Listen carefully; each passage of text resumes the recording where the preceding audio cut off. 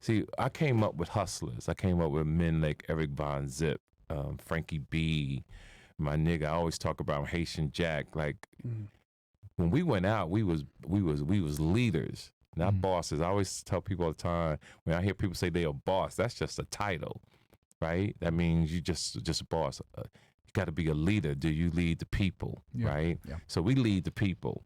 So when we was growing up and having a little bit of money, we took care of women. We made sure we put women on the right projective in life to achieve, because that's what men are for. You're supposed to make a woman better. If you can't make a woman better within 6-7 months to a year, then you gotta let her go and let it pass off to somebody else that can better her life.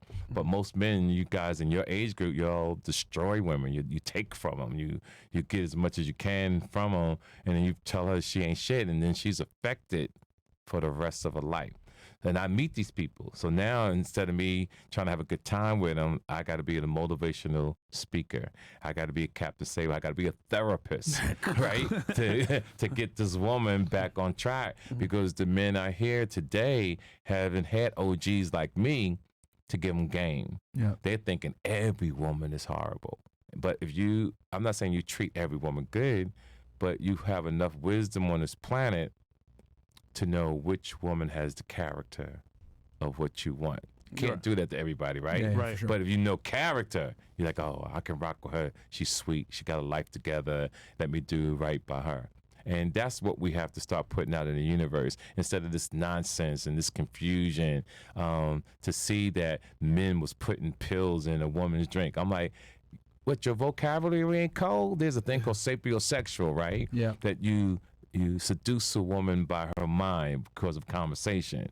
You don't have to put stuff in women's drinks to get them to do what you want to do. If your conversation's so cold, that is the Molly. Yeah. If your swag's so cold, that is the swag, right? Yeah. You know, I teach guys, and they call me simps on Facebook and Instagram, you know, because nobody's taught them the game. I always say when you go out and you're at a club and you're talking to a young lady and you're taking up her time, you buy her a drink.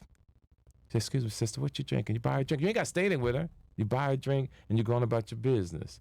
If you're walking down the street with a young lady, you walk on the outside of the curve. So if cars are driving by, it shows that you're protecting the woman. These young motherfuckers are saying, let that bitch get hit by a car. I tell guys, when you get on the plane, you're taking a trip.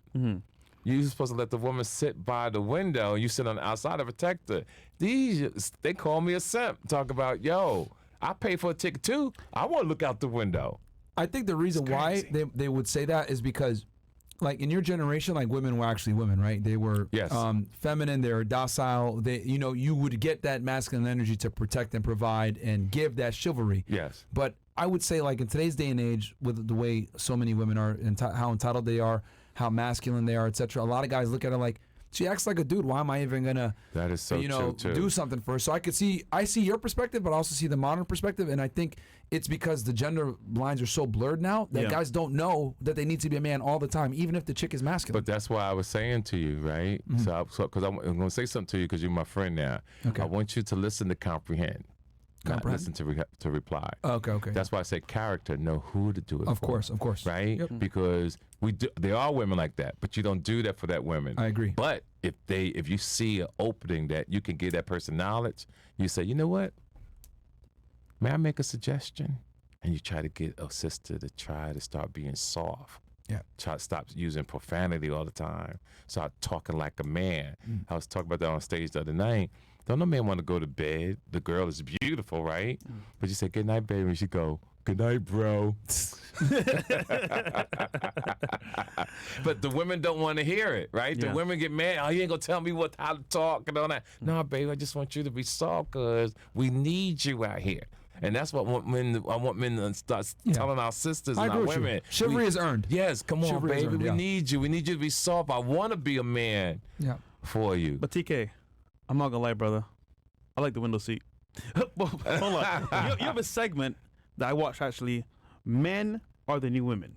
Yes. You could explain that to the audience real quick. Well, men want to be taken care of. Yeah. Men meet women now to be taken care of, to be stay-home dads. Yeah, that's terrible. You got men, you got women at work, and you got the men walking the dogs. And it ain't even a big dog. 50-50. Yeah. You know, it's a little fucking dog. poodle or some shit. Motherfuckers is really walking. Yeah. Touching the dog's head, right? And calling the woman that worked about, I ran your errands for you. Yeah, I that's dropped this crazy, off bro. at FedEx. What time you gonna be home? Right, what time you gonna be home? I'm gonna pick this up for you later on. Now, here's the thing. Me being in my 60s, I can't change the world. Yeah. I see the world changing. I don't know if this is the way it's supposed to be, guys. I don't know. I don't know. I don't have all the answers, right? But I've seen it change. I've seen something happen that I cannot explain. And it doesn't look good on so many levels. It's bad. It's bad. Real bad. I got a Being question. honest, it's bad.